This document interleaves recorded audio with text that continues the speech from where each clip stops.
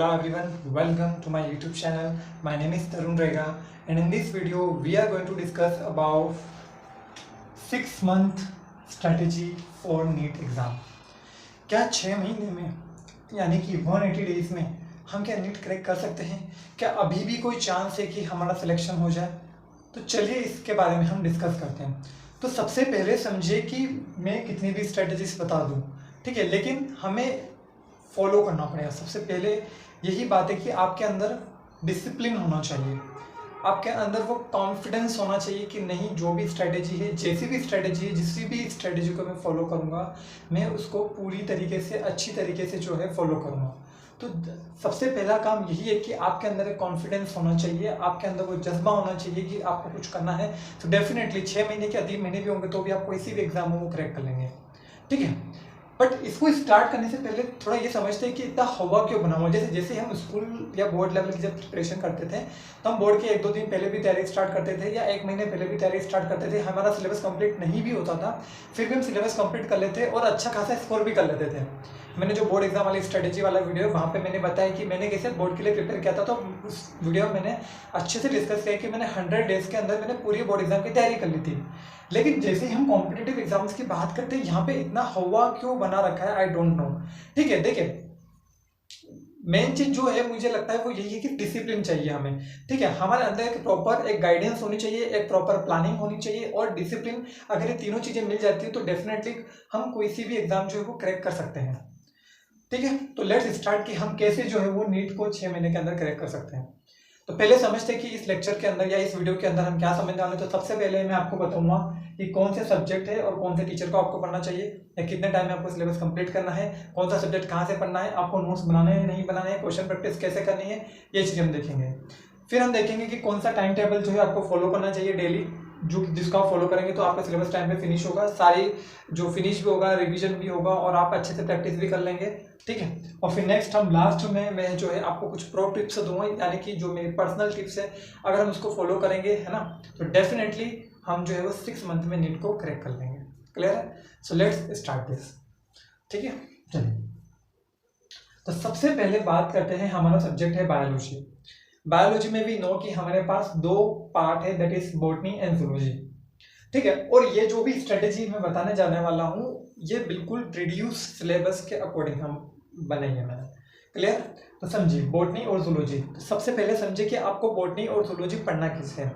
आपको जो बॉटनी और जूलॉजी है वो पढ़ना है AMM यानी कि आकांक्षा अग्रवाल मैम से, वो बेस्ट है, ठीक है। ओके, नाउ आपकी जो बॉटनी है वो 90 लेक्चर में फिनिश होगी। और कहाँ से आपको पढ़ना है बॉटनी? तो बॉटनी आपको आकांक्षा अग्रवाल मैम से पढ़नी है और मैम कहाँ पढ़ा रही है? यकीन 2.0 में पढ़ा रही है, जो कि फिजिक्स वाला की बैच है नीट के लिए। यकीन 2.0 से जो आपको पढ़ना है बॉटनी। और जहाँ तक मुझे लगता है मैम दिसंबर तक बॉटनी पूरी फिनिश कर देगी, यानी कि 90 लेक्चर्स है ऑलमोस्ट। तो हमारे पास मान के चलते हैं कि 90 लेक्चर में हमारी बॉटनी पूरी अच्छे तरीके से फिनिश हो जाएगी, यानी कि लेक्चर वगैरह हम अटेंड कर लेंगे, हम नोट्स बना लेंगे और हमारा रिविजन हो जाएगा, एनसीईआरटी रीडिंग हो जाएगी, क्वेश्चन प्रैक्टिस हो जाएगी, पीवाईक्यू हो जाएगी, बस इतना ही करना है, ज़्यादा कुछ तो करना है नहीं। तो यानी कि बॉटनी तो हमारी कंप्लीट हो जाएगी। अब बात करते हैं जूलॉजी। तो जूलॉजी तो मैम नहीं पढ़ा रही है, ठीक है। तो जहाँ तक मुझे लगता है कि अभी जो भी नई बैचेस आएगी फिजिक्स वाला में, जो भी नई यकीन आएगी, तो उसमें जो है मैम डेफिनेटली जूलॉजी वाला पार्ट लेंगे और विपिन सर जो है वो बॉटनी वाला पार्ट लेंगे। तो हम जूलॉजी कहाँ से पढ़ेंगे? वहाँ मैम से हम वापस जूलॉजी पढ़ लेंगे। अब कारण क्या है मैम से पढ़ने का, क्या रीज़न है और क्यों मैं बोल रहा हूँ कि मैम से पढ़ना चाहिए? देखिए सबसे पहली चीज़ तो ये कि मैम बिल्कुल एनसीईआरटी लाइन बाय लाइन पढ़ाती है। मैम बिल्कुल NCERT pure NCERT based notes जो है वो बनवाती है, ठीक है। और बिल्कुल एनसीईआरटी को अच्छे से समझाती है, जो चीज़ें याद नहीं होती है वो भी मैम अच्छे से हमें समझा देती है, ठीक है। मैम के अंदर एक पॉजिटिविटी है, जो मतलब उनके लेक्चर में पॉजिटिविटी एक मोटिवेशन जनरेट होता है कि नहीं हो जाएगा।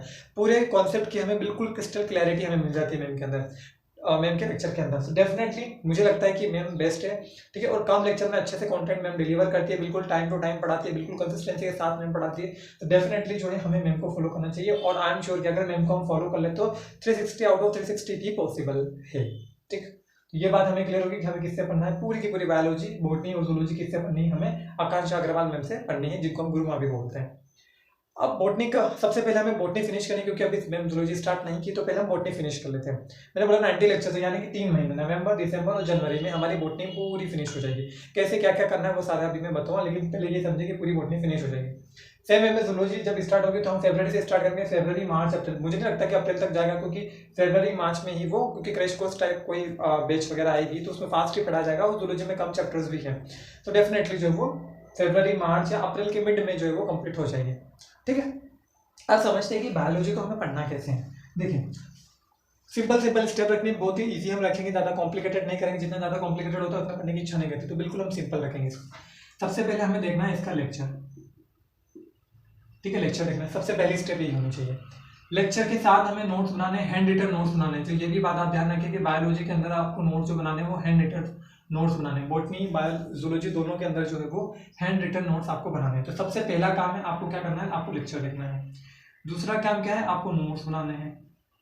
तीसरा काम क्या है, आपको रिवीजन करना है, आपको उस दिन भी रिवाइज करना है और आपको पुराना भी रिवाइज करना है। अभी रिवीजन कैसे करते हैं, ये पूरी जो बात है मैंने अपने रिवीजन वाले वीडियो में की है। देखिए ये वीडियो मैं अब क्यों बना रहा हूँ, क्योंकि मुझे पता था कि क्या क्या प्रॉब्लम आएगी। सबसे मेन प्रॉब्लम आएगी ये स्ट्रेटजी अगर बना लेंगे तो ये फॉलो नहीं कर पाएंगे, यानी कि कंसिस्टेंसी को मेंटेन करने की प्रॉब्लम आएगी। तो कंसिस्टेंसी कैसे मेंटेन करें ये वीडियो भी मैंने बना रखा है।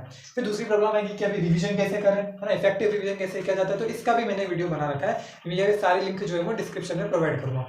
फिर नेक्स्ट चीज आएगी कि अब बैकलॉग वगैरह भी हम बहुत पीछे चल रहे हैं, हम अभी शुरू से स्टार्ट करेंगे, तो मोटिवेशन कहाँ से आएगा, हाउ टू स्टे मोटिवेटेड, तो ये वीडियो भी मैंने बना रखा है, इसकी भी लिंक जो है वो डिस्क्रिप्शन में मैं प्रोवाइड करूँगा।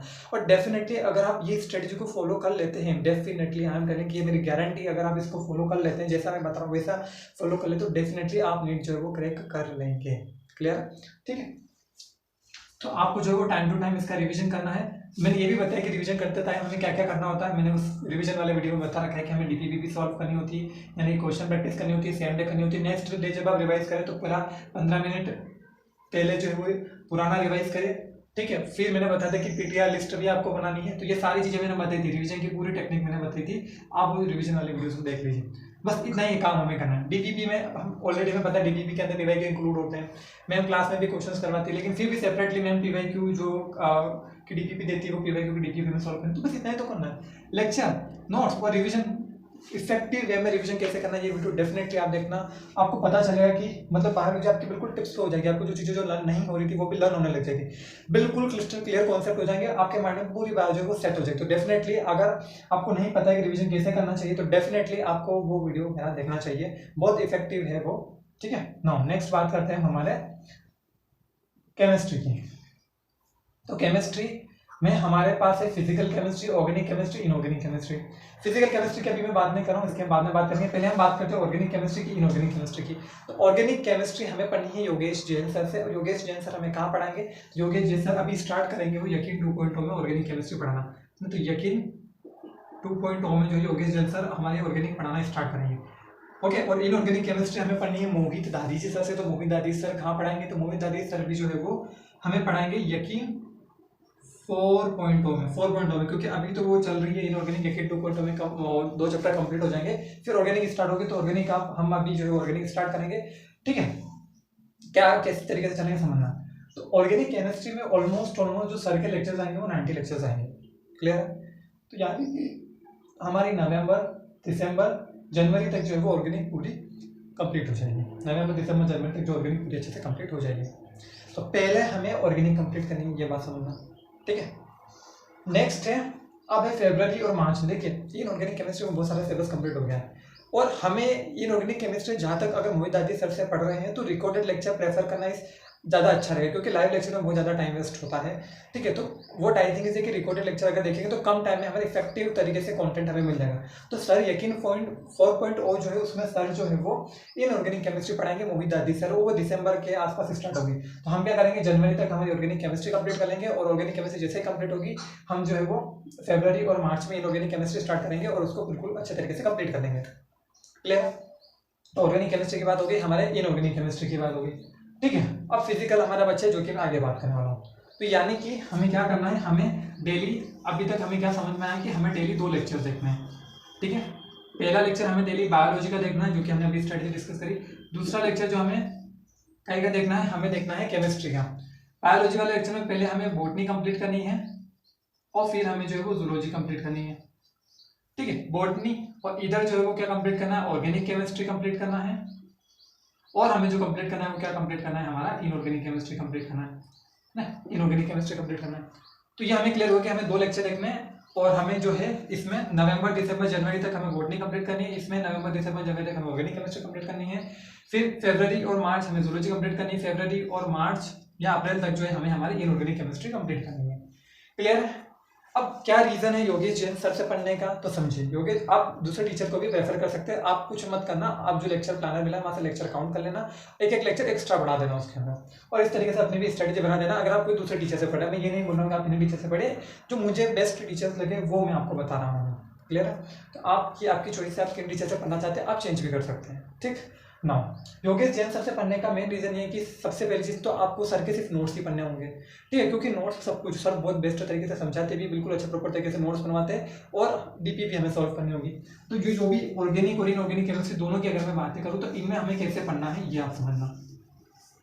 सबसे पहले हमें देखना है लेक्चर इन सर का, लेक्चर के साथ ही यहाँ पे भी नोट्स बन जाएंगे, तो नोट्स हमें बना लेने हैं। ठीक है, नोट्स बनने के बाद इन नोट्स का रिवीजन कैसे करना है, तो वो आप वीडियो मेरा देखना, डेफिनेटली आपको हेल्प मिलेगी उससे। ठीक है, कब करना है, क्या टाइमिंग रहना चाहिए, क्या टाइम टेबल फॉलो करना है, वो सारा मैं भी यहाँ पे डिस्कस करने वाला हूँ। ठीक है, तो नोट्स बनाना है, रिवीजन करना है, और डीपीपी प्रैक्टिस करनी है, और प्लस हमें क्या कर लेना है, पीवाईक्यूज प्रैक्टिस करना है, बस this is more than enough. ठीक है, मोर देन इनफ। एनसीईआरटी कब पढ़नी है ये भी मैंने डिस्कस नहीं किया है, ये मैं बाद में कोई सेपरेट वीडियो बनाएंगे वहाँ पे डिस्कस करेंगे कि एनसीईआरटी कब पढ़नी है।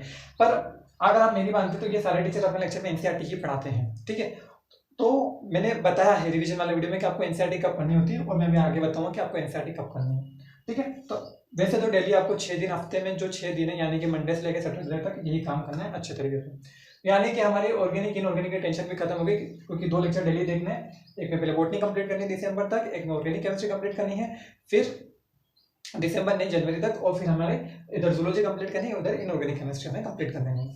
ये क्लियर हो गया। अब बचा है हमारे पास फिजिकल केमिस्ट्री और बचा है फिजिक्स। अब बात करते हैं फिजिक्स हमें किन से पढ़ना है, तो फिजिक्स हमें पढ़ना है एमआर सर से। ठीक है, एमआर सर कुछ क्या ही बोलूँ मैं, बेस्ट है। ठीक है, तो एमआर सर से पढ़ना है। क्लियर है? और अब समझना कि अब जो है कहाँ पढ़ा रहे सर, कौन सी बेस से पढ़ना है, तो अगेन ये जो पढ़ना है हमें पढ़ना है वो यकीन 2.2 से ही पढ़ना है, यकीन 2.0 से ही जो है हमें फिजिक्स भी पढ़ना है। क्लियर है? अब समझना आपको 11th कंप्लीट करनी है, नवंबर दिसंबर जनवरी और फरवरी में आपको 11th कंप्लीट करनी है, कैसे भी करते हैं, और 12th जो है वो मार्च और अप्रैल में आप कहाँ तक कंप्लीट कर लेंगे, इलेक्ट्रोमैग्नेटिक वेव तक कंप्लीट कर लेना। ठीक है, तो यानी कि हम जो फिजिक्स स्टार्ट करेंगे वो हम इलेक्ट्रोमैग्नेटिक वेव तक पूरी अच्छे तरीके से उसको कंप्लीट कर लेंगे। तो आपको क्या करना है, आपको तीसरा लेक्चर जो वो डेली देखना है फिजिक्स का, और आपको नवंबर दिसंबर जनवरी फरवरी तक पूरी 11th कंप्लीट कर लेनी है। मार्च और अप्रैल में आपको 12th का जो पोर्शन है इलेक्ट्रोमैग्नेटिक वेव्स तक जो पूरा कंप्लीट कर लेना है। ठीक है, तो यानी कि तीसरा लेक्चर हमारा फिक्स हो गया। अब ये हमारे पास बचा है हमारे पास बचा है फिजिकल केमिस्ट्री, और हमारे पास बचा है ऑप्टिक्स और मॉडर्न फिजिक्स। तो ये कैसे करना है, तो अब आपको एक लेक्चर और देखना है डेली, यानी कि इन शॉर्ट आपको डेली 4 लेक्चर देखना है। अब ये जो 4th लेक्चर होगा इसमें आपको पढ़ना है फिजिकल केमिस्ट्री। फिजिकल केमिस्ट्री किन से पढ़ना है, तो सुधांशु सर से पढ़ना है। सुधांशु सर कहाँ पढ़ा रहे हैं, तो अगेन सुधांशु सर जो है वो यकीन 2.0 में पढ़ा रहे हैं। ठीक है, यकीन 2.0 में जो है वो सुधांशु सर पढ़ा रहे हैं, और आपको जो है अगेन फिजिकल केमिस्ट्री जो है वो सुधांशु सर से कंप्लीट करनी है। कितने लेक्चर्स है, तो ऑलमोस्ट मैंने देखा है 90 लेक्चर्स हैं। तो यानी कि आपकी जो फिजिकल केमिस्ट्री है वो कितने टाइम में जो है वो कंप्लीट हो जाएगी, वो हो जाएगी नवंबर दिसंबर जनवरी तक जो आपकी फिजिकल केमिस्ट्री कंप्लीट हो जाएगी। क्लियर है? और फिर आपके पास जो टाइम बचेगा मार्च और अप्रैल जो है, फरवरी और मार्च और अप्रैल जो है, वहां पे आप क्या कर सकते हैं, ऑप्टिक्स और मॉडर्न फिजिक्स को कंप्लीट कर सकते हैं, या कोई बैकलॉग वगैरह हो गया, या कुछ लेक्चर एक्सटेंड लेक्चर हो गया, या फिजिक्स में कोई लेक्चर ज़्यादा हो गया, या इन सब्जेक्ट में कुछ टाइम पे नहीं हो पा रहा है, तो वहाँ पे हम फरवरी मैंने यहाँ पे गैप दिए 1 महीने के बीच में, ताकि जो भी बैकलॉग यहाँ पे क्रिएट होगा वो हम कंप्लीट कर सकते हैं। ठीक है, तो यानी कि यहाँ पे नवंबर दिसंबर जनवरी तक हमारी फिजिकल केमिस्ट्री कंप्लीट हो जाएगी, और फरवरी में अगर कोई भी प्रॉब्लम आ जाती है बाई चांस, अगर क्योंकि हमें बिल्कुल प्रैक्टिकल वे में सोचना है, क्योंकि प्रॉब्लम डेफिनेटली आएगी। मैं बोल दूँ बिल्कुल 100% ये फॉलो होगा तो नहीं हो पाएगा ना, थोड़ी बहुत प्रॉब्लम जो हमेशा आएगी। तो यानी कि जो है वो फरवरी में जो भी प्रॉब्लम बैकलॉग वगैरह जो भी क्रिएट होगा वो हम सारा कंप्लीट कर लेंगे हमारे फरवरी के अंदर। क्लियर है? तो इन शॉर्ट अगर हम देखें तो हमें क्या समझना है, इन शॉर्ट अगर हमें देखें तो हमें ये समझना है कि हमें डेली जो है वो 4 लेक्चर देखने हैं। ठीक है, कितने लेक्चर देखने हैं, 1 2 3 4 लेक्चर देखने हैं। ये मंडे से लेके सैटरडे तक डेली, मंडे से लेके सैटरडे तक डेली जो है हमें 4 लेक्चर देखने हैं। ठीक है, पहला लेक्चर फिजिक्स का देखना है, दूसरा लेक्चर ऑर्गेनिक केमिस्ट्री का देखना है, तीसरा लेक्चर फिजिकल केमिस्ट्री का देखना है, और चौथा लेक्चर बॉटनी का देखना है। इन शॉर्ट अगर आप देखिए तो अगर मैं बात करूँ नवंबर दिसंबर और जनवरी की बात करूँ, तो यहाँ पे हमारा क्या क्या कंप्लीट हो जाएगा, तो हमारी बॉटनी कंप्लीट हो जाएगी। ठीक है, हमारी ऑर्गेनिक केमिस्ट्री कंप्लीट हो जाएगी, हमारी फिजिकल केमिस्ट्री कंप्लीट हो जाएगी, और हमारा क्या कंप्लीट हो जाएगा, और हमारी 11th की फिजिक्स ऑलमोस्ट कंप्लीट हो जाएगी। ठीक है, फिर हम बात करें फरवरी और मार्च की बात करें, तो यहाँ पे अगर हम देखें तो हमारी जूलॉजी कंप्लीट हो जाएगी, हमारी इनऑर्गेनिक केमिस्ट्री कंप्लीट हो जाएगी, और हमारी 11th पूरी कंप्लीट हो जाएगी।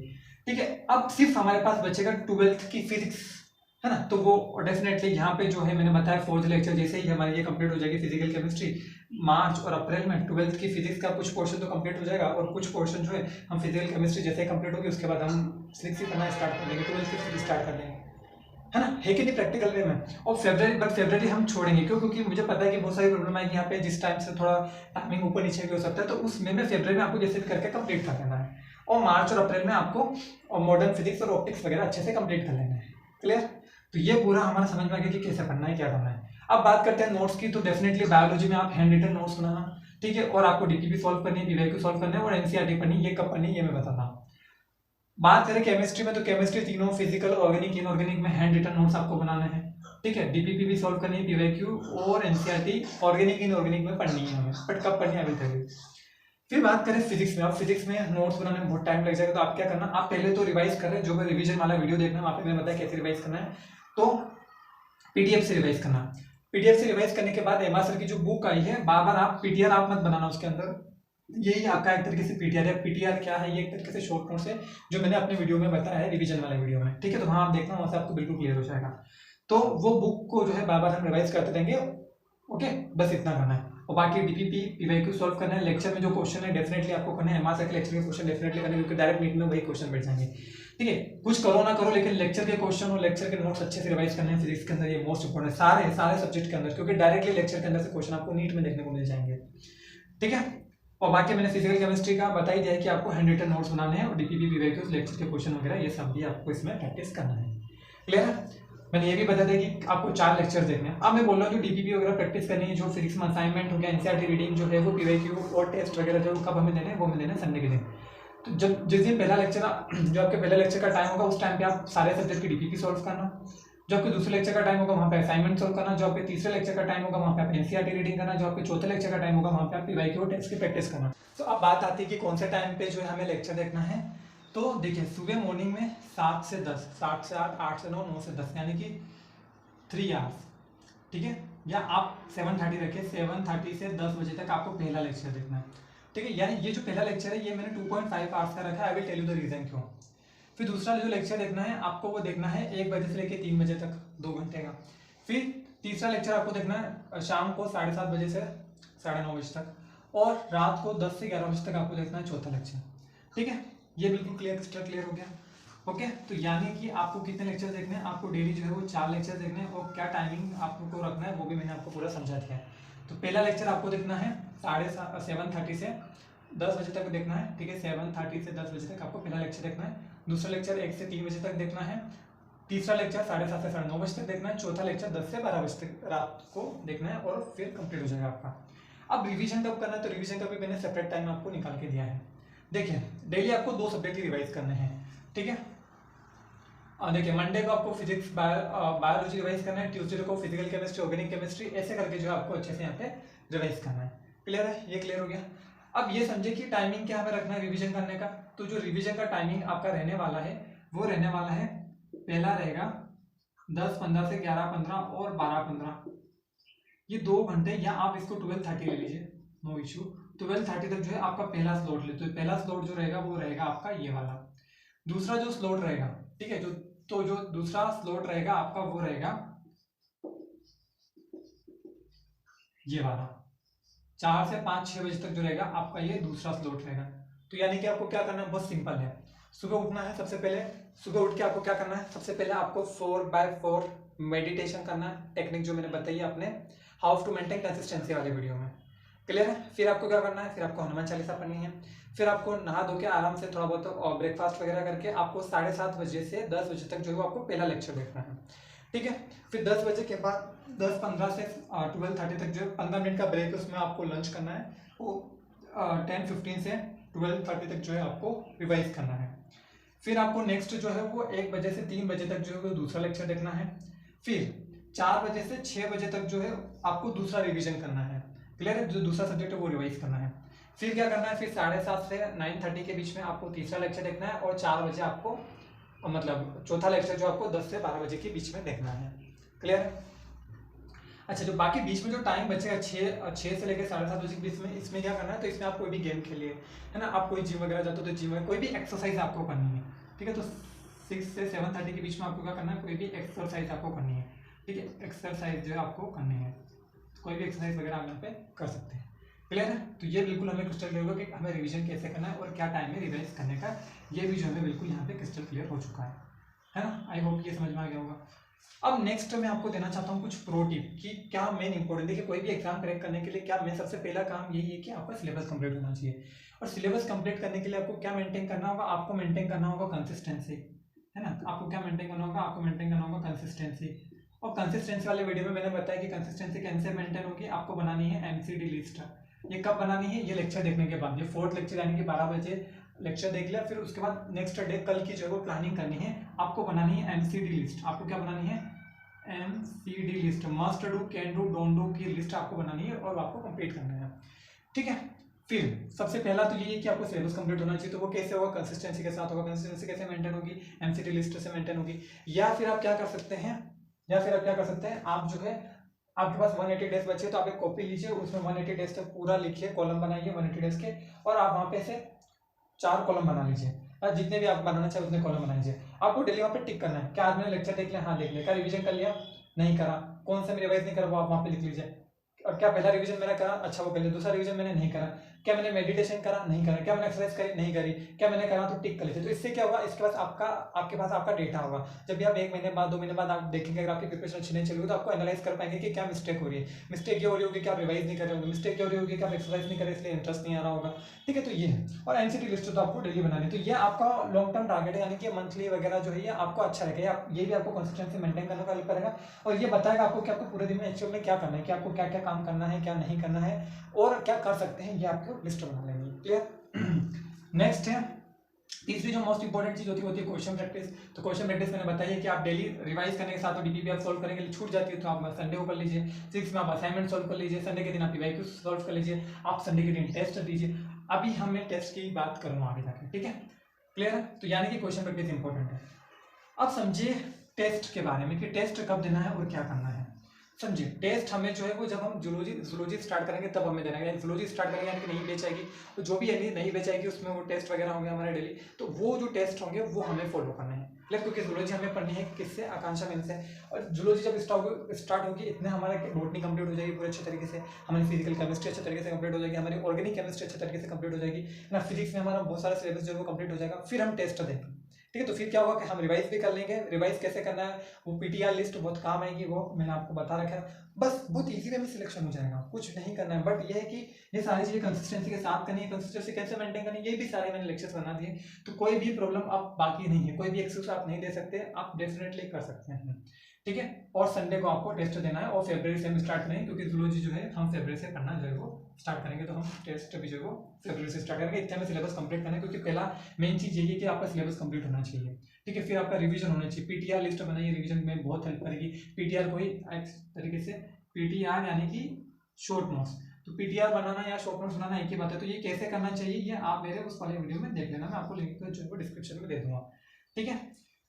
तो ये पूरा कंप्लीट हो गया, आई थिंक पूरा अच्छे तरीके से समझ में आ गया। तो ये आई एम श्योर कि देखिए अगर आप आकांक्षा मैम से पढ़ते हैं, है ना, कंसिस्टेंटली आप अच्छे से मेहनत कर लेते हैं, बिल्कुल जो मैंने बताया वैसा फॉलो करते हैं, तो 350 कहीं नहीं गई आपके, ठीक है। हाँ, केमिस्ट्री फिजिक्स में भी अगर आप अच्छे से फॉलो कर ले तो 150 इधर भी कहीं नहीं गए। तो यानी कि आपके 0 से 650 प्लस का अगर टारगेट तो डेफिनेटली ये हो सकता है, ये पॉसिबल है, और आप इसको क्रैक कर सकते हैं। क्लियर है। सो आई होप कि पूरा अच्छे तरीके से आपको समझ में आ गया होगा। मैंने सारी बातें क्लियर कर दी, यहाँ पे क्या क्या प्रॉब्लम आएगी वो सारा मैंने बता दिया। आप मेरे दूसरे वीडियोस भी देखना, बिल्कुल आपको मैंने उसके बाद ही ये पूरा प्लानर सेटिंग किया। मुझे पता था कि ये प्रॉब्लम आएगी कि कंसिस्टेंसी कैसे मेंटेन करें, सिलेबस कंप्लीट करना होगा, रिवीजन करना है तो रिवीजन करने का इफेक्टिव वे क्या होना चाहिए, तो पीटीआर लिस्ट बनाइए। ये सारी इन सब के ऊपर जो मैंने वीडियोस बना रखे हैं। क्लियर है। तो जब फरवरी में हम टेस्ट स्टार्ट करेंगे तो फिर टेस्ट के ऊपर भी मैं वीडियो बना दूंगा कि टेस्ट हमें कैसे देना चाहिए, हमें उसका कैसे एनालिसिस वगैरह करना चाहिए, वो सारा कंप्लीट करें। तो पहले टेस्ट देने से पहले सिलेबस तो कंप्लीट करिए, ठीक है। तो सिलेबस कंप्लीट करना इज मोर इंपॉर्टेंट, बाद में उसको रिवाइज करिए अच्छे तरीके से। वैसे टेस्ट आप डेली दे ही रहे हैं, डीबीपी आप सोल्व कर रहे हैं, असाइनमेंट सोल्व कर, तो टेंशन नहीं लेनी है, ठीक है। फेब्रुअरी से हम डेफिनेटली टेस्ट स्टार्ट करेंगे, टेस्ट के भी बहुत सारे बेनिफिट है, बट अभी नहीं, पहले आप सिलेबस कंप्लीट करें, ठीक है। सो आई होप कि पूरा अच्छे तरीके से समझ में होगा। मैंने सारे पॉइंट डिस्कस किए, नोट्स कैसे बनाने हैं, कुछ सब कुछ मैंने जो बहुत अच्छे तरीके से इस वीडियो के अंदर डिस्कस किया है, ठीक है। तो अगर आप चाहते हैं कि मैं और ऐसे स्टडीज वीडियो बनाऊं, अगर आपकी कोई और दूसरी प्रॉब्लम है, अगर आपको कोई प्रॉब्लम आ रही है, तो डेफिनेटली आप मुझे कमेंट करके बताइए, डेफिनेटली जो है मैं उसके ऊपर एक सेपरेट वीडियो बनाऊंगा, ठीक है। आई होप आपको वीडियो पसंद आया होगा, ठीक है। बाकी जो भी लिंक वगैरह है जो मैंने वीडियोस ऑलरेडी बना रखे उसके मैं लिंक डिस्क्रिप्शन में दे दूंगा, आप डू वॉच दैट, ठीक है। तो thank you so much for watching and bye bye.